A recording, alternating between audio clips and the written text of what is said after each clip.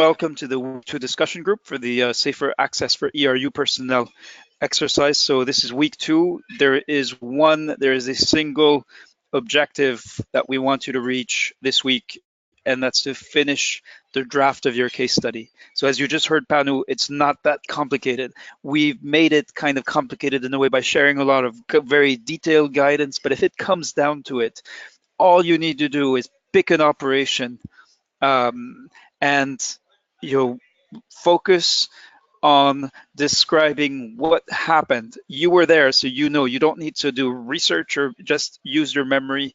And I realize that can be difficult, but do what you can to describe what happened. Then, second step, so that's step 1. Step 2 is look at the SAF framework, the 8 elements, decide which ones are relevant for that operation. And then for each element, look at the quick reference guide, and you will find actions that you just need to make sure you're not copying and pasting, and put them in and describe what you think would improve the access in that context. And you get the benefit of 20/20 hindsight. So it's really that simple. There are really only 2 steps to developing the case study. It doesn't need to be long. Some people are writing pages and pages, and that is great if they have managed to carve out time to do that. But with half of you saying you're struggling, keep it simple. You can do 1 or 2 paragraphs to describe the context, the operation, the National Society, your ERU entry. Tell us, just summarize what happened. Imagine you're writing an email to a friend, to a colleague, sharing that. And then second, look at the SAF stuff. And if you've been following along at least a little bit, you should be fine. So here we are. We're gonna do community review, and we'll be asking you to volunteer to make a brief 3-minute presentation.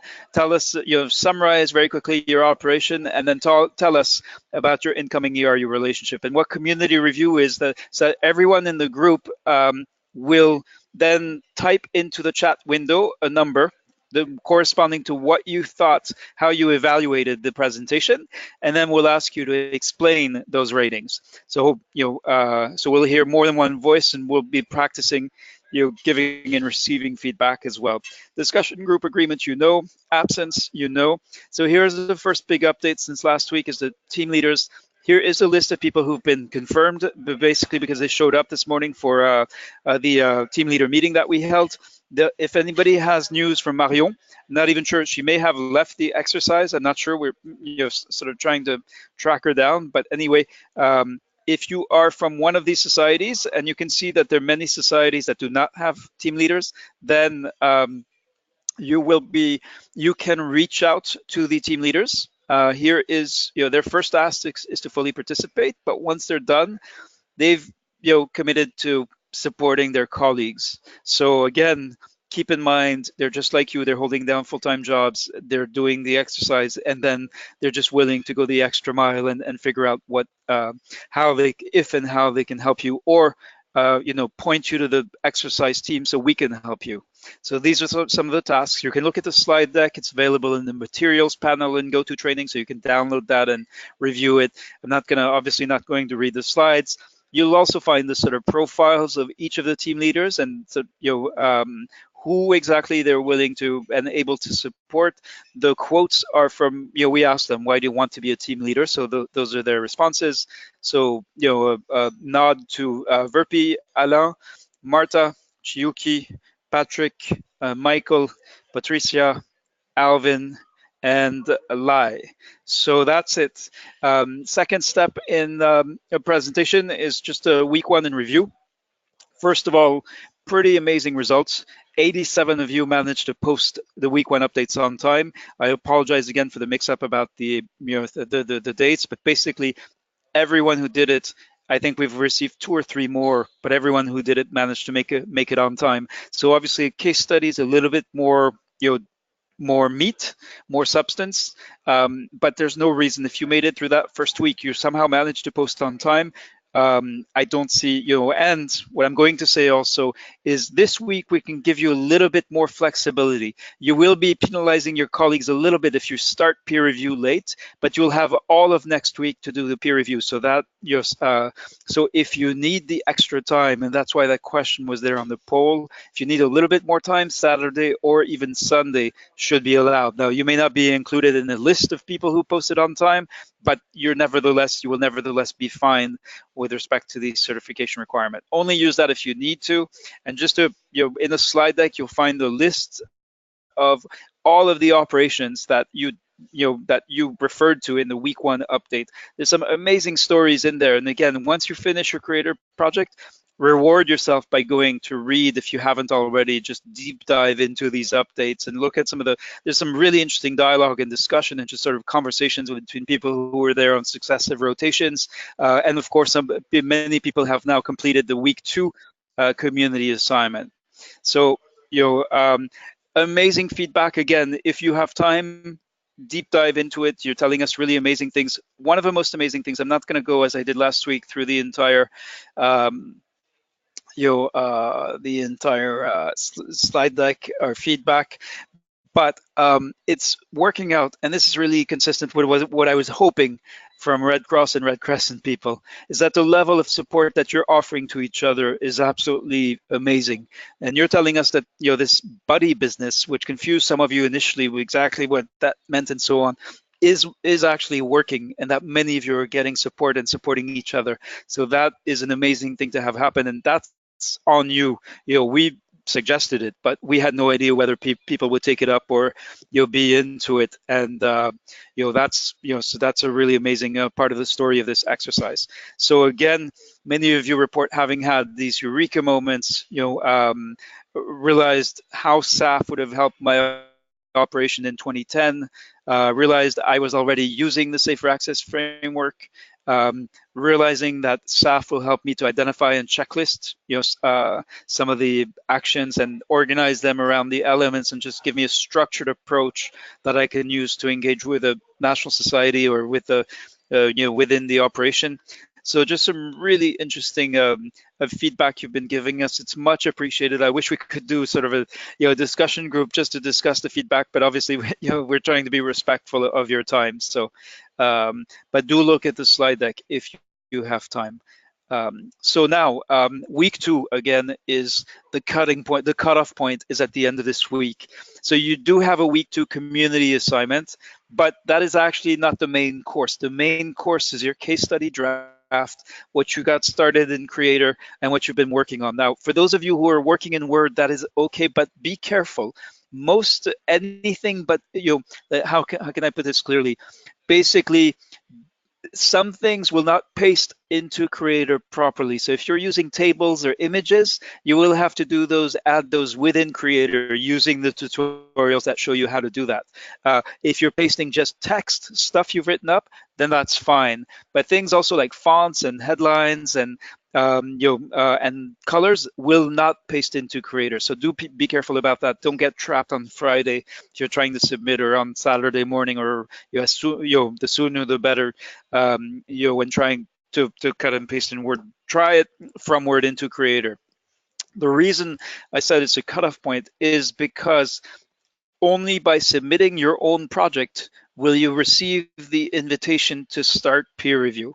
So the longer you wait, the less time you'll have to do peer review. That's what's kind of unfair to your colleagues, because, and I'll explain this, you're going to have to read and think about 3 people's projects. You may not know their operation or their context. If you're lucky, maybe you will. So you're going to have to make sense of it and figure out then how to give them structured feedback that is actually actionable, that they will be able to use in week 4 to revise and improve their work.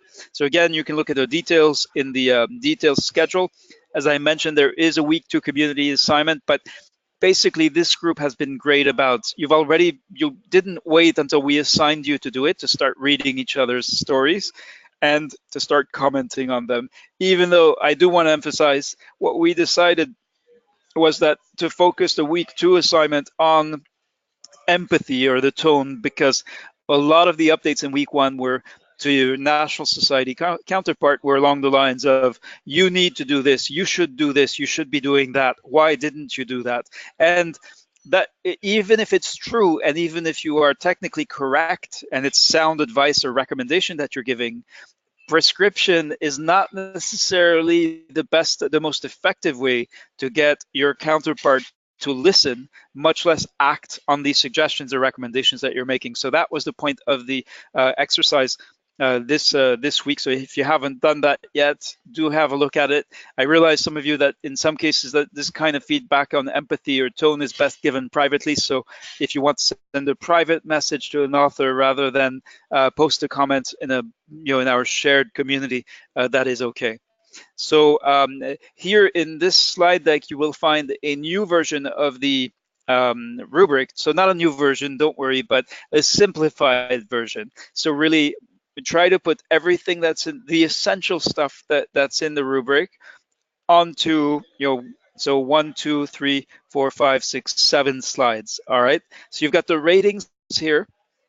And the ratings are going to be really important because starting on Saturday with peer review, you're going to be looking at 3 other people's projects, and for each criterion you're going to give them a rating and then explain it. And the explanation is about the important is really the important part, because that's where you get to be constructive. So it's not just making a judgment. I thought you had poor focus and creativity. It's telling them how they're going to improve their focus and creativity. And again, how you give feedback has a lot to do with the likelihood that it'll be sort of considered and taken up. So again, in the slide deck you'll find this stuff. I certainly want to invite you to review it if you haven't. So you have the full rubric, you have the 2-page rubric, and now you have the rubric that's the version that's in the slide deck. Each week we've been trying to sort of simplify and distill down. So if you're pressed for time, use these slides, look at these slides, all right, to guide you in drafting your case study. If you have had the time to look at the full rubric, or once you've got something sort of close enough to being done, then go look at the longer versions if you're looking for sort of more detail, if you're trying to make sure that you've really sort of hit the right notes in your case study. So again, very simple. Tell us what happened. You were there, you know what happened. So you may have difficulty recalling some aspects. Do the best you can. And if it was a long time ago and you have trouble recalling some things, just say so. That will help your reviewers make sense of what you know and don't know. And then the analysis part, you've got the 8 elements, all right? This was shared on day 1. Figure out which ones apply you think are most important in the context, in the operation that you were involved in. And then second, for each of the elements that you just choose at least one. You can say, given the lack of time, I've chosen one. There are others, but I'll go into the actions and measures for one of them. And here, don't just cut and paste.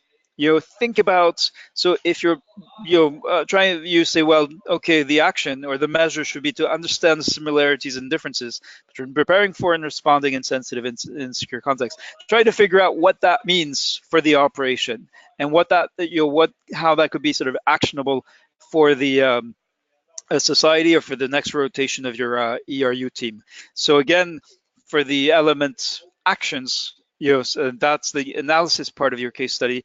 You can keep it simple and have one element, then actions, one or more actions, and then sort of explain why you think these make sense in that context. And that's it, and you're done, if that's what you need, okay? And of course, we hope you'll have made more carved out enough time to sort of go above and beyond, but getting it done, if it comes down to it, should not be that difficult. So that's it for the presentation. You can see a lot of it. I invite you to go and review the slides if you want to look at them and sort of deep dive into them. There's some really interesting stuff in there, especially on your feedback. And thank you for being so numerous in so great in numbers in giving feedback. And now we get to community review. So this is where I am going to need a volunteer willing to summarize their operation and to focus on the ERU relationship to the National Society. So if you'd like to use the little hand raised icon, and if so, then you'll have 3 minutes to present, and then we'll ask the group to type into the chat window the rating that they would assign to your presentation. And I hope we can be candid with each other and realize, this is a work in progress. And then we'll ask the reviewers, to explain, if you gave a 1, why a 1, if you gave, and how then the author could improve their presentation. So we do need a volunteer, or else this is going to be a very short discussion group. And I know there's some people who've been working very diligently on their creator project already, even if many of you say you're behind. In any case, even if you haven't finished your creator project, you should still be able to present the operation you're focusing on. So I'm going to stop talking and just wait until somebody says either in the chat window, and if you just want to chat, type yes if you're ready to present. And it does need one courageous person to step up, or raise your hand in the attendees panel. You have the little hand icon. All right, so I'm going to stop talking and, oh, okay, cool. Janet. All right. So let me unmute Janet, and you also need to unmute yourself. Hello. Hi, Janet. How are you doing? Yeah, not too bad. Hope you and everyone else is very well. Great. Yeah. All right. So I have Mr. Timer set to 3 minutes. And are you ready? Yes. Okay. So it might be a bit brief because I'm still working on it. But so mine's in relation to the Tunisia transit camp. So from the Libyan crisis, lots of people, I think around about 115,000 people, were coming over the border from Libya into Tunisia. And TRCS, Tunisian Red Crescent, had been doing quite a lot of work on the border, but also the Federation came in and helped them set up a transit camp about 7 kilometers from the border. Interestingly, I found some materials online through the Federation and other stuff, which has kind of enhanced my knowledge now more about the mission. So the incoming BRC logistics team, the Red Cross logistics team, was not a full team. It was only 2 out of the normal 4, and it was kind of embedded into the Federation. So it was a little bit interesting in that context, not being a full team, but also sort of embedded into the Federation. So in some respects, our interaction with the National Society was less perhaps than it would have been if we'd have been an ERU on our own, as it were. So the organizational structure included peer counterparts for lots of roles, including the logistics coordinator. But for my role as the systems, the sort of admin and finance person within that, there wasn't a direct counterpart. So I interacted through to the National Society through the Federation logistics person, but also through the TRCS volunteers.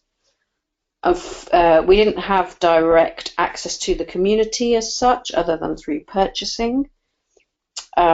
And the volunteers didn't seem to think that logistics was very exciting.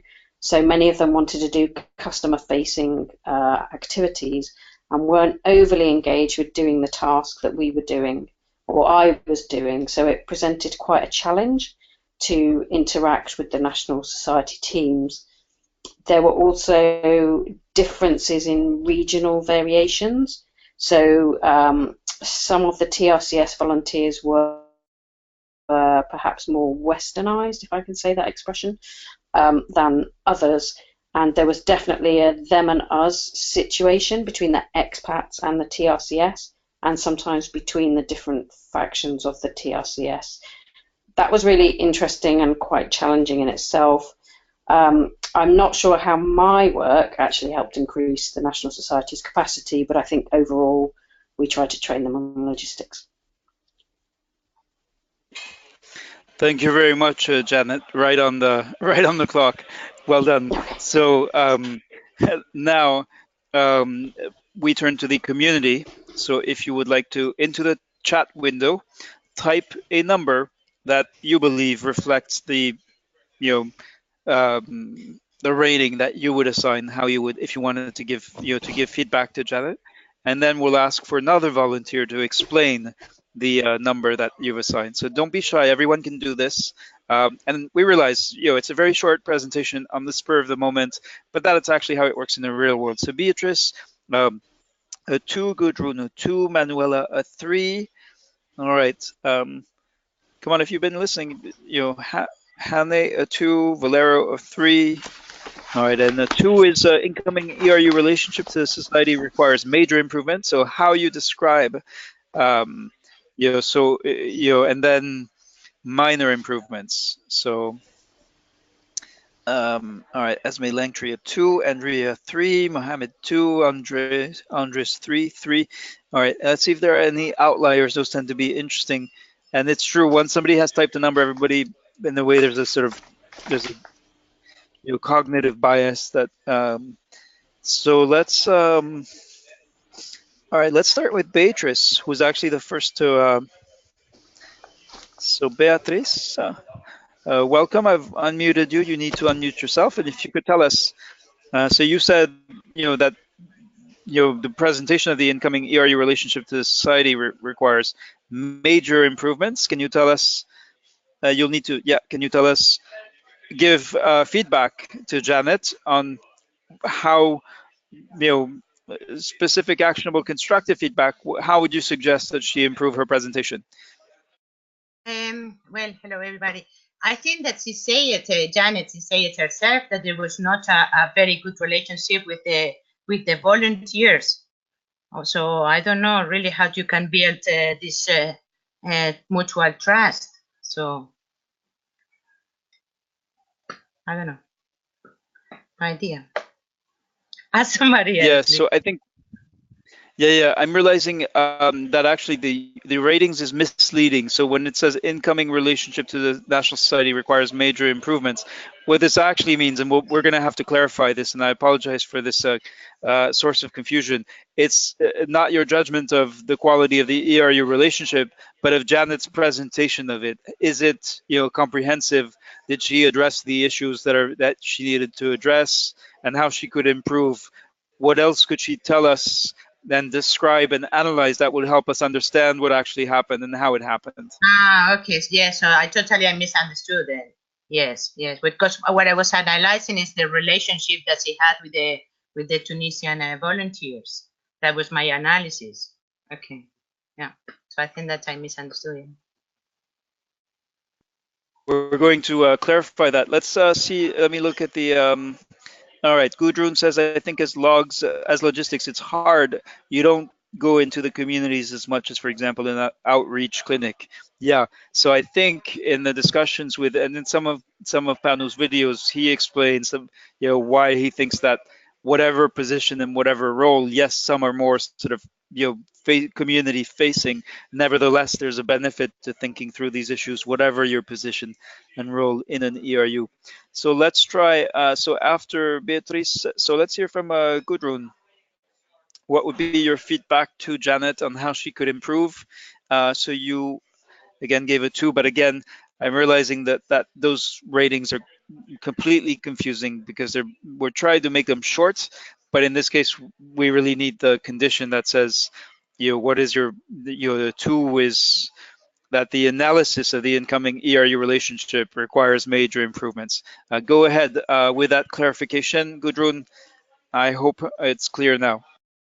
Yeah, now I would rather go for a 4 because she identified the gaps that she had and she knows that the relationship could be improved. So I think this was to see your weak points is a really good thing to start to get better and improve your relationship. Okay, did you hear me? Thank you. Yes, loud and clear. Okay. All right, Okay. let's go now to Manuela. Manuela, so with this clarification about the significance of the ratings, do you keep the 3 or would you like to correct that? And can you tell us how your suggestions for how Janet could strengthen her oral presentation? Hello. No, then I would like to correct it as well to a 4 because I think she got every point, or she described it really well, so I could understand the whole situation and I could imagine what was going on down there. So for me, it was a 4 as well then. Okay, yeah, all right. So we're gonna push out. I think it's significant enough the source of confusion that I'm gonna actually revise and correct and share a new, an updated version. So it's just instead of incoming ERU, it should start analysis of incoming ERU relationship. And we did it for the 4, but got sort of went overboard trying to shorten these, trying to keep it simple. So I hope you'll, should be understanding of. And help us avoid confusion. If you have a buddy or if you have other people in the exercise that you talk to, let them know about that. It's going to be really important at the peer review stage, because if people are going to rate the quality of the ERU relationship rather than the quality of the analysis of the relationship, obviously those are two very different things. So thank you. People tried to tell me that this morning, but I was too focused on listening to the presentation and trying to figure things out to actually catch it. So actually, it's a good thing we have 2 discussion groups. Let's have one. All right, we've got 1 minute left. So first of all, thank you to Janet for making that presentation. Valero says with a 3, so analysis requires minor improvements. And I think Janet's presentation fairly addressed some bottlenecks of the relation with Tunisian Red Crescent, but due to her position, I can understand that she cannot and add more details related to other levels. That's a really interesting point. And many of you are saying, given sort of where you were or at what stage of the operation you were involved, it's difficult to address some of these issues. But I think in a way that's precisely the point: is what kinds of actions could an ERU take to sort of mitigate that, even if your role is not community facing? How can you improve your involvement, your sensitivity to community relations, to these issues that are going to affect perception and ultimately access? So that's it. We're at the end of this discussion group.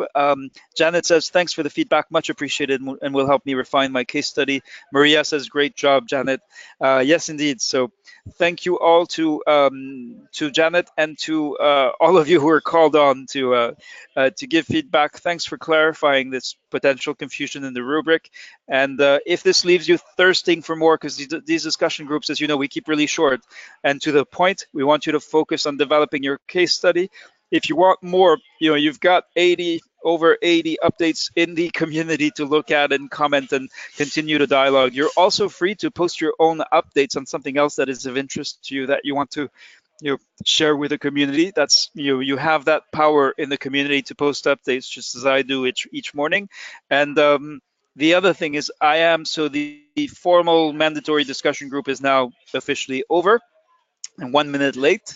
But if you'd like to see how you're actually going to do peer review, and if you have any burning questions about Scholar, about your case study, about then and you're able to stay online, you're welcome to do so. I'm going to switch my screen to the to my browser if I can find it. Actually, I guess it's not there yet. Hang on. So yeah, here we go.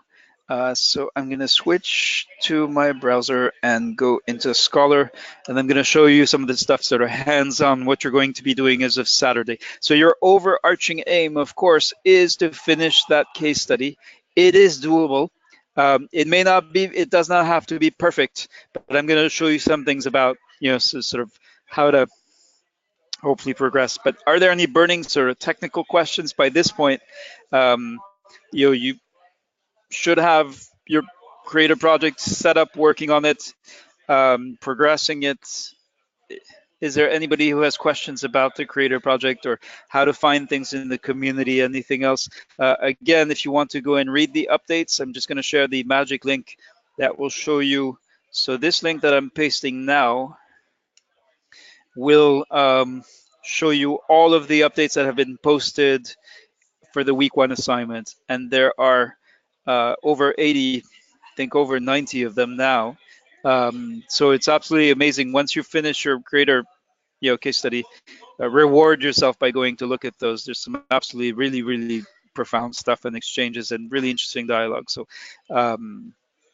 Valero has a technical question. Yeah, no, Scholar does not support direct HTML editing.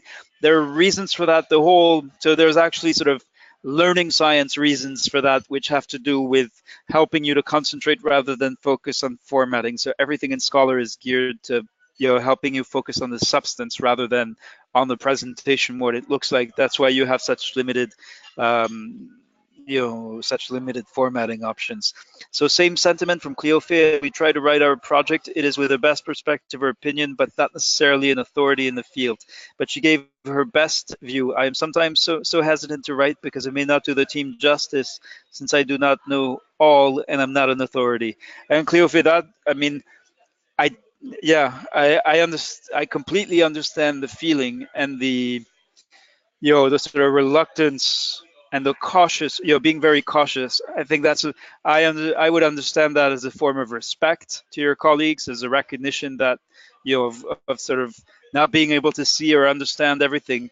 But that's okay with a case study. In fact, that's one of the strengths, is if you can just say exactly, my suggestion would be to say exactly what you say there, what you just typed into the chat, include that in your case study, and I think that says something also about the culture of modesty and just being very realistic about, here's what I know. It's not everything, but here's what I can share. I'm still sharing. Somebody needs to. Mohammed says, in creating a project, should we take into account our case study? I mean, what we had submitted in the community assignment. Yes. So we do, in fact, make you intend for you to, each time you do something, comment in during orientation or do one of the community assignments. It's intended to help you with your creator project. So in many cases, what you wrote in starting during orientation week, when you responded in the comment, what are you thinking about writing? That's also, you can also use that, go back and copy and paste it into Creator if you need to get started. I'm going to show you one little trick. First and foremost, is how do you find the stuff you have posted? All right, and I'm surprised that question hasn't come up, but it's very simple. So you click on community. That takes you to your profile. So you see the yellow bar with your name in it. And here you have your activity. So here you have everything you've done. So you will find your updates, and if you need to go, if you posted a lot of stuff the way I do, you can actually click on view all. And then that will show you everything that you have posted, everything that you have done. So in my case, as you know, so if you're looking for if I was looking for my own week 2, day 3 update, I can see that that's the next to last thing I did here. If I wanted to, I commented on the Gambia population movement update. So if I want to go back, so very simple, click on community. Community starts with you, so you see your personal profile when you click on community, and then go to your activity, and that's where you find your updates. I hope that's helpful. Some days ago you were mentioning a guidance document related to confidentiality. Can you please give us some additional details? Yes. I am waiting to get the formal confirmation from PANU, but let me just be very clear on the principle. This is, of course, by the IFRC for to serve the needs of the ERUs. There's the honor code includes a confidentiality clause, and we are aware that there may be sensitive issues. There will be, at the end, when you finish your final version, we'll be asking you for your explicit agreement and asking you if there are any sensitive issues that you wish to discuss. So even if it means at the end of the day having to change the country name or change some of the details so you cannot recognize which operation we're talking about, we want to be absolutely respectful of that, and you can trust the IFRC on that one. But we still want the cases to be, to the greatest extent, about the real world stuff that you face, because we think that will make a better training package. Because in June, Canadian Red Cross is running an ERU training, and the cases IFRC will select, the cases that will then get used in that training to start discussions, to get people looking at what you've produced, the stories you've told, and do the SAF analysis and think about, then use that to think about their own operations. So that I hope that is, but it's true that it warrants a written response. We're putting that together and we'll share that with you soon. But again, if you're, I hope that there's a level of trust at this stage, and the honor code that binds us will be sufficient, so you can feel free to share your stories candidly and not have to and then we'll deal with the sensitive issues. So I hope that is helpful, and I realize that's not as good as a written answer set in stone. So now let me show you how to do a couple of things. So first of all, in your creator project, so you go to the notification and to find it, but let me see. So let me go to one. All right, so this is obviously not my project, but this is someone's project that maybe the person will recognize their work. Let me see if they're, but what I want to show you actually is what happens in the feedback tab. So what's going to happen on Saturday is that first of all, you're going to find 3 notifications, all right? And each notification, when you click on it, when you accept it, will take you to a different creator project. So be careful, because you're going to have 4 creator projects, your own project and the 3 that you're going to review. So to navigate between them, my suggestion is to work from notifications. They won't be numbered. You'll just see they may have the same. You'll see the case study names, so you can differentiate them that way, or just call them in your head, project 1, project 2, project 3. So here, let's say I've clicked on the notification for the first project I've received a peer review.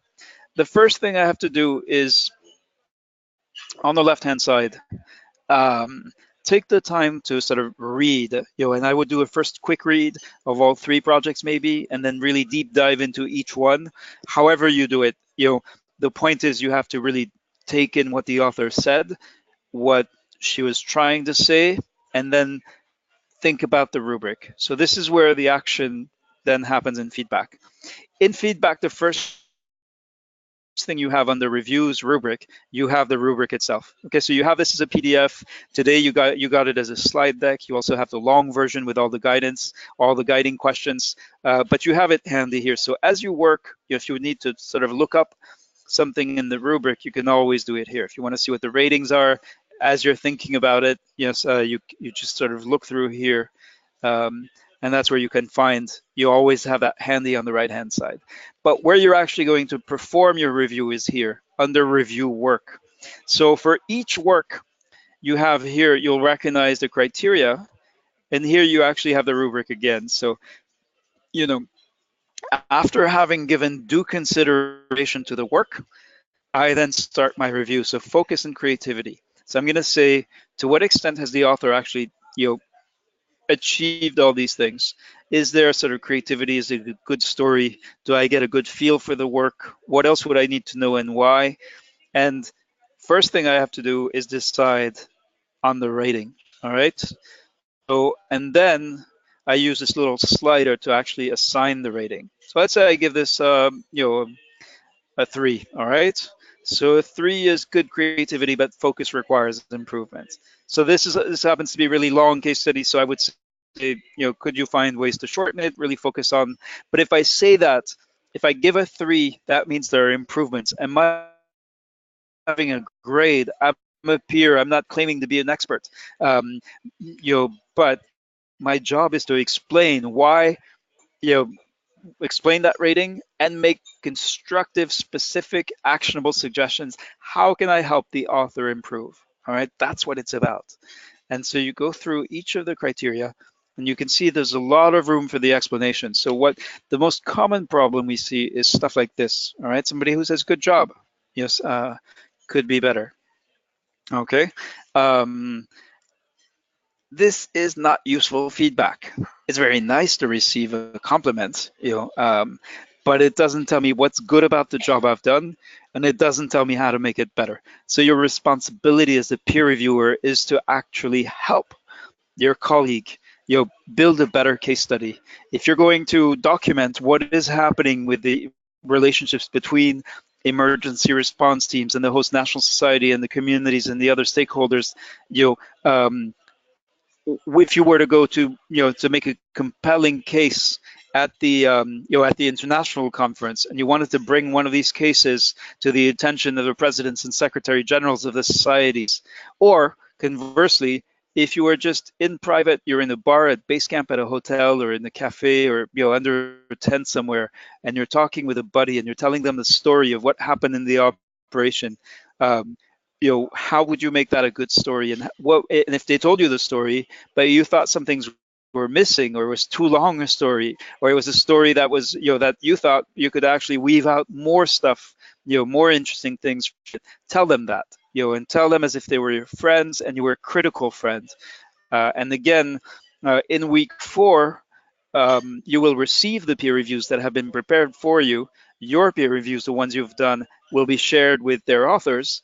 It will be anonymous unless you can identify, unless the person identifies themselves in their project, or unless the reviewer does so. So that's kind of up to you. But the idea is you certainly won't know who your reviewers are unless they identify themselves, but there's no reason to. And so you will have in the final stage a chance to give comments on the quality of the feedback, kind of the way we've been doing in week 2 with the weekly community assignment. So your job is to go through this entire, each of the criterion, or each of the criteria here, assign the rating for each one, explain it, and this is where you can share experience and you can explain why you think this can be better, this can be improved, and how, and specific steps. Share your experience, say, actually I was in this operation too, and here's what I think. You can say that, but it's mostly helping people think through how to do a better job, whether that's a national society context. So for each one, you have to type in substantive comments and take the time to do them. So, it's not nearly as big a job as developing your case study, and you do have a full week. But please, if you respect your colleagues, do not wait until Wednesday, Thursday, or Friday to get started and figure out, because first you'll have to figure out how it works, and then you'll have to actually do it. And as you know from other working with Scholar, yes, you do have to make a little bit of effort to understand sort of how to get things done. Once you know it, then most people find it easy. A few people struggle, but that's the reality of any system trying to do something like this, which would be extremely difficult to do. If you think about a training room, even with 20 people, trying to get everybody to give feedback on 3 other people, it would be really complicated. So this is actually a really nice, effective, efficient way to do it. So you fill out each of these, you provide substantive explanations, and once you're done, and only if your explanations are substantive, will you be able to actually click on the submit button.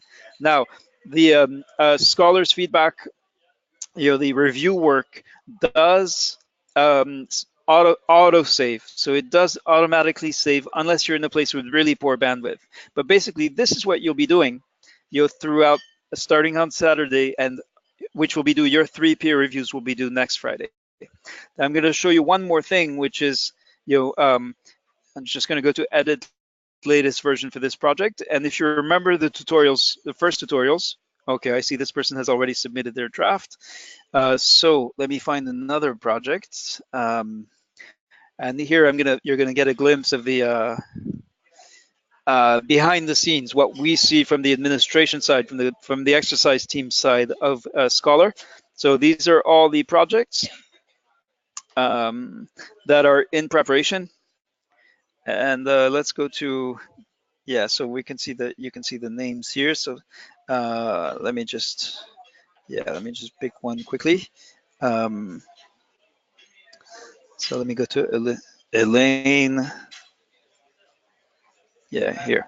Okay, so this is a person actually who's, for very legitimate reasons, was not able to progress with the exercise. So I'm just going to show you how, by Friday, you need to submit your creator project for review. So we told you in the first week not to touch these buttons. Now, to submit your work, you are going to press one of them, and that's submit for review. You do not need to click save. You do not need to save as a new version. You only need to click on submit for review. And once you have done that, instead of draft pending, let me go back to the, it will say draft submitted. So you don't need to ask, I think I've submitted my work for review, can you check? You do not need to ask that of the exercise team or bother Hannah for that reason. You just go to about this work project status and make sure it says draft submitted here, okay? And there's some other interesting information if you're curious. This will have timeline, will show you actually when things are due. You can sort of click around here, but the only thing, we're only showing you the things you need to know about to keep it simple again. So project status, draft submitted, once you have clicked on that submit for review button, and then you look out for the notifications on Saturday, depending on what time zone you're in. You should keep an eye out, and make sure you have time scheduled next week to actually do these peer reviews. Do not wait until the last minute to start them. You're disrespecting your colleagues if you do that.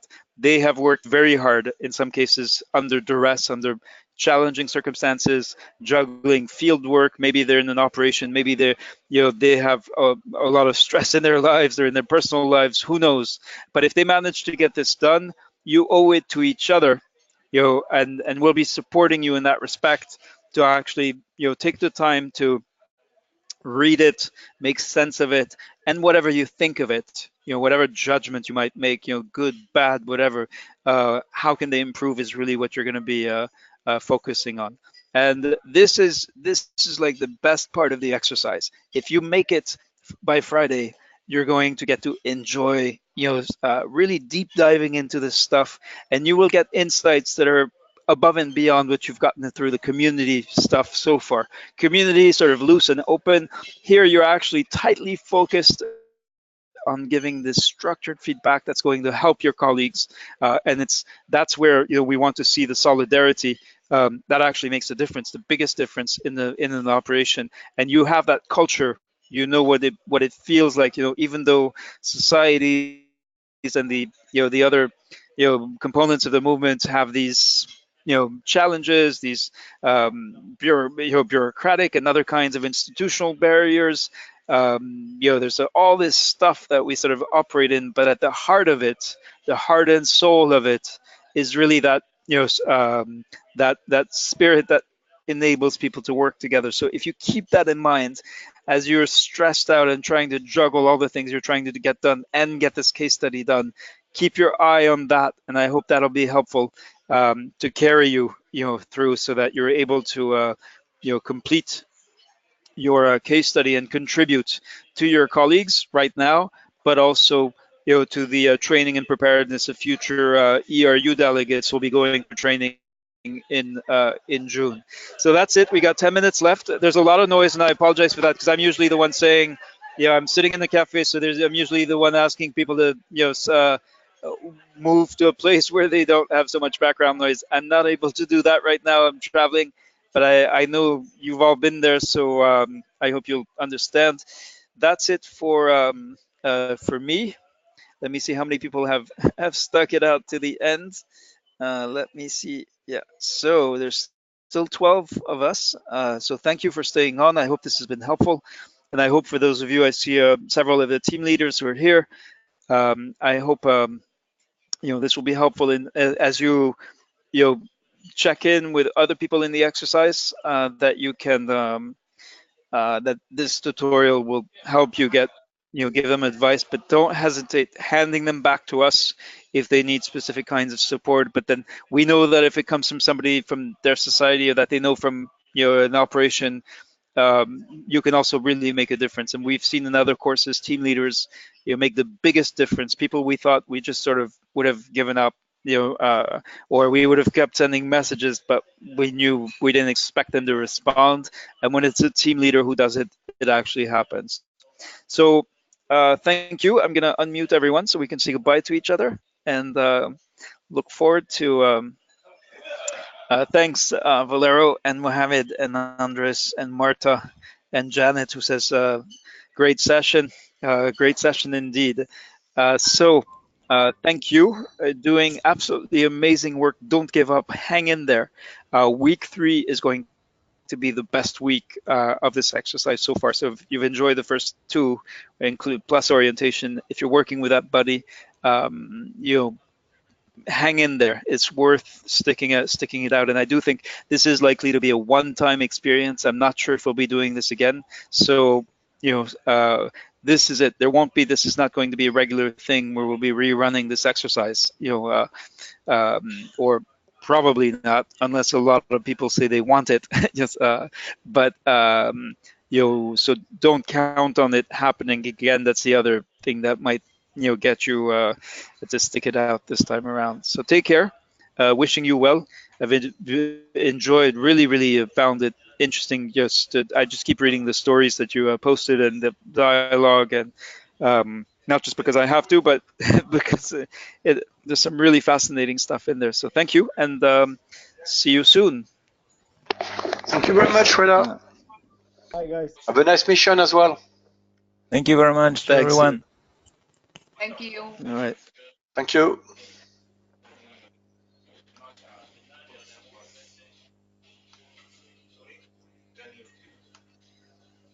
All right.